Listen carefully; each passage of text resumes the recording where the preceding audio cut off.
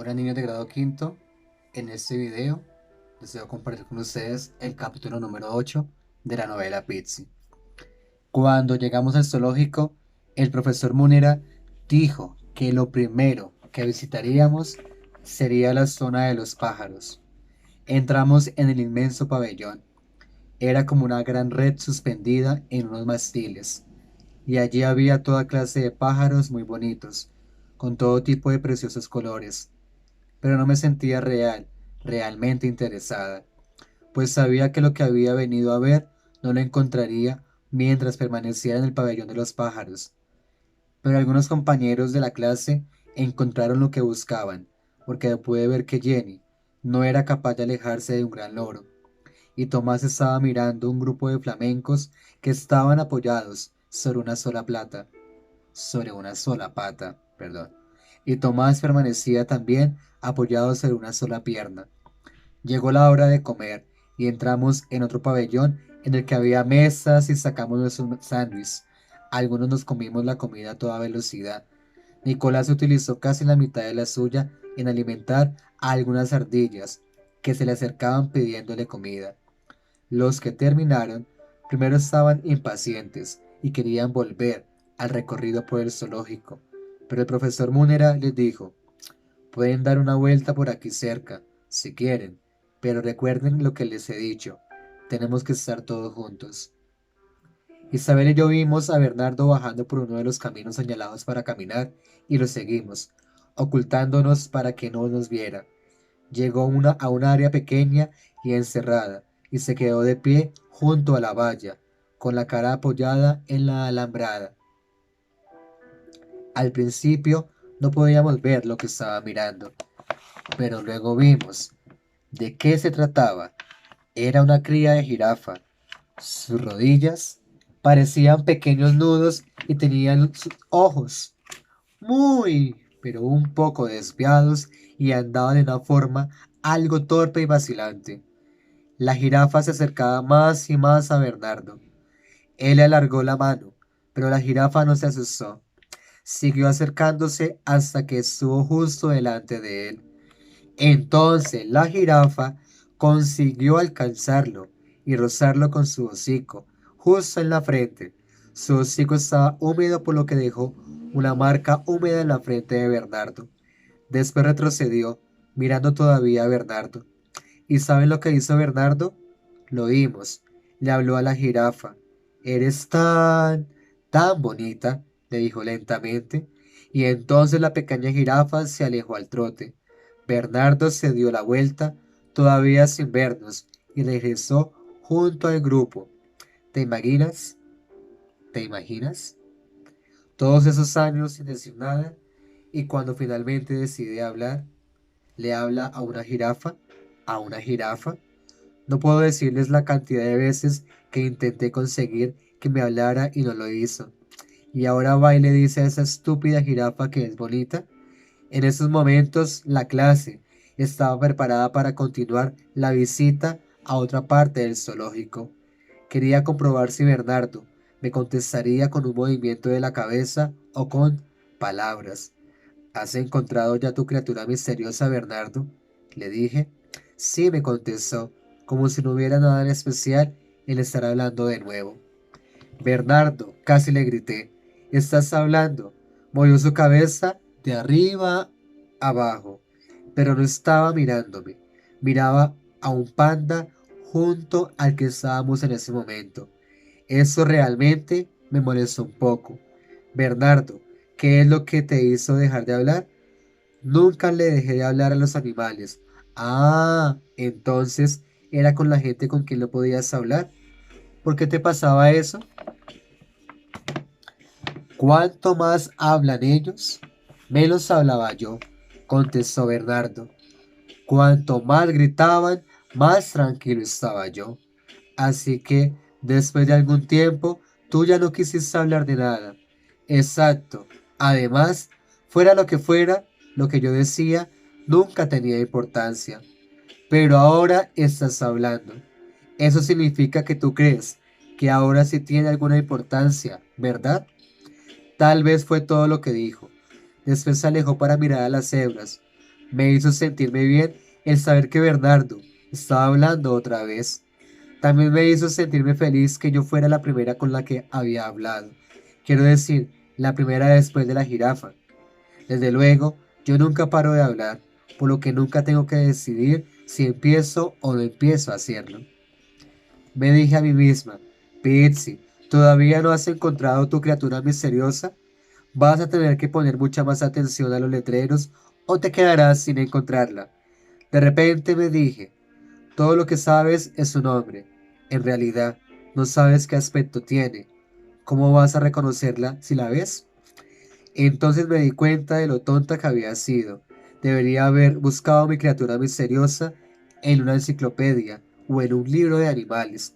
Lo único que podía hacer era leer todos y cada uno de los letreros del zoológico. Fuimos a un edificio, de un edificio a otro, de una jaula a otra, y a continuación a la gran exhibición de animales al aire libre. Todas las veces me iba corriendo a buscar el letrero que me diría si era o no la criatura misteriosa. Mi criatura misteriosa. Después de un rato empecé a darme cuenta que todo el mundo en el curso, todo el mundo excepto yo, había encontrado lo que buscaba. Incluso el profesor Múnera nos preguntó si habíamos encontrado nuestra nueva criatura misteriosa. Mejor dicho, nuestra criatura misteriosa. Y yo tuve que reconocer delante de todos que no había encontrado la mía. Lo que es peor, ya era media tarde y dentro de poco el profesor Múnera nos diría que era hora de volver a casa. ¿Qué pasaría si nos tuviéramos que ir y yo siguiera sin encontrar mi criatura misteriosa? Me dije a mí misma, tengo que haber pasado por delante de ella, sin darme cuenta. Pienso estar aquí hasta que la encuentre. Incluso, si es necesario, vuelvo a recorrerme todo el zoológico.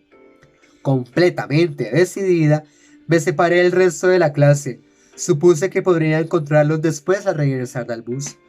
Lo primero que hice fue preguntarle a un empleado por la criatura misteriosa que estaba buscando. ¿Saben lo que hizo? Señaló a un gorila y me dijo, ahí hay uno. ¿Me dio una piedra? Increíble.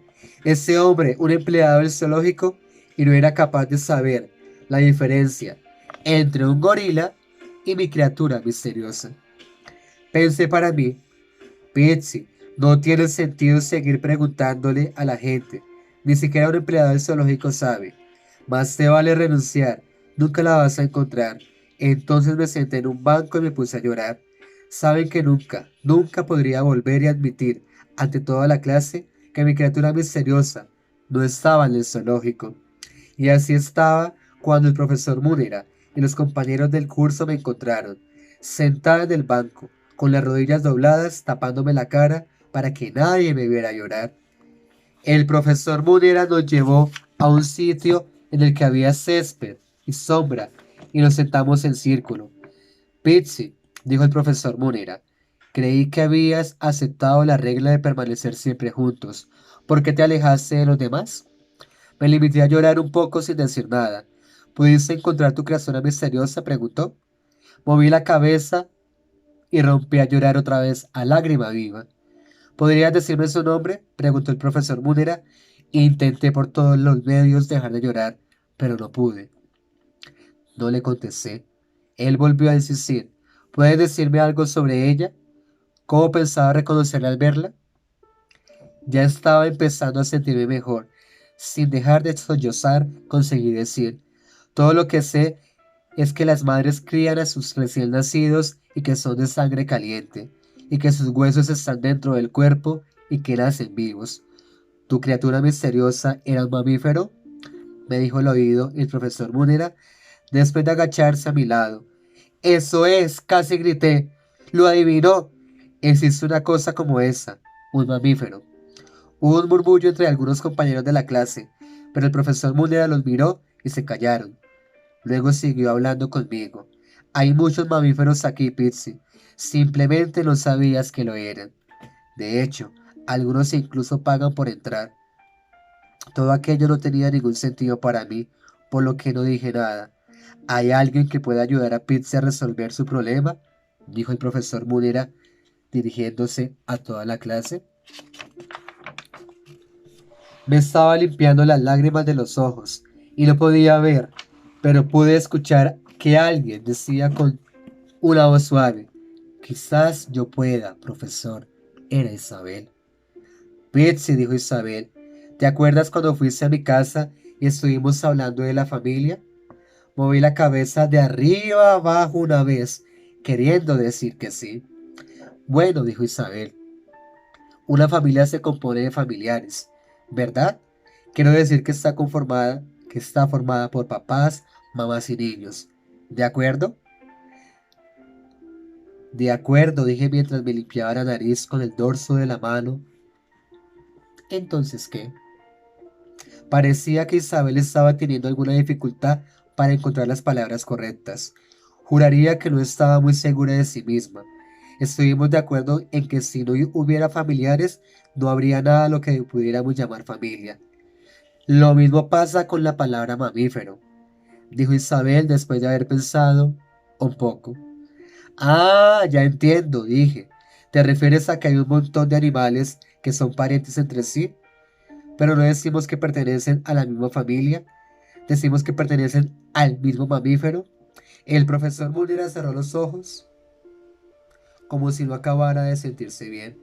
Después volvió a abrirlos y entonces dijo: no, Pitsy, no. La palabra mamífero no es una palabra de una familia, es una palabra de una clase. Pudimos darnos cuenta de que el profesor Munera estaba un poco bravo y nadie se atrevió a decirle nada al principio.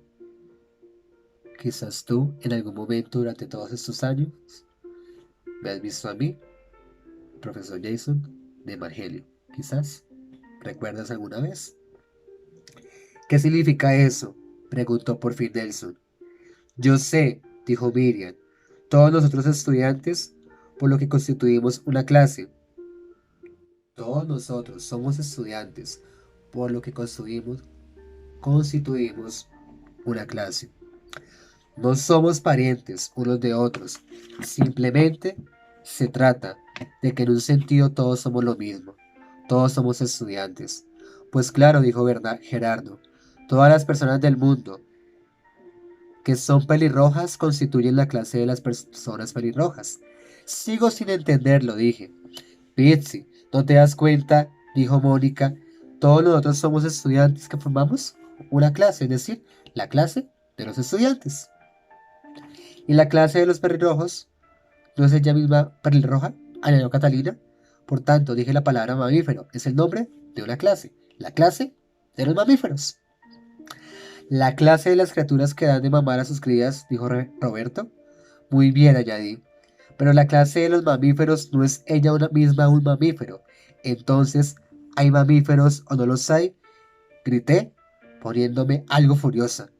En ese momento todos tuvieron que volver a empezar a explicármelo, todo por segunda vez.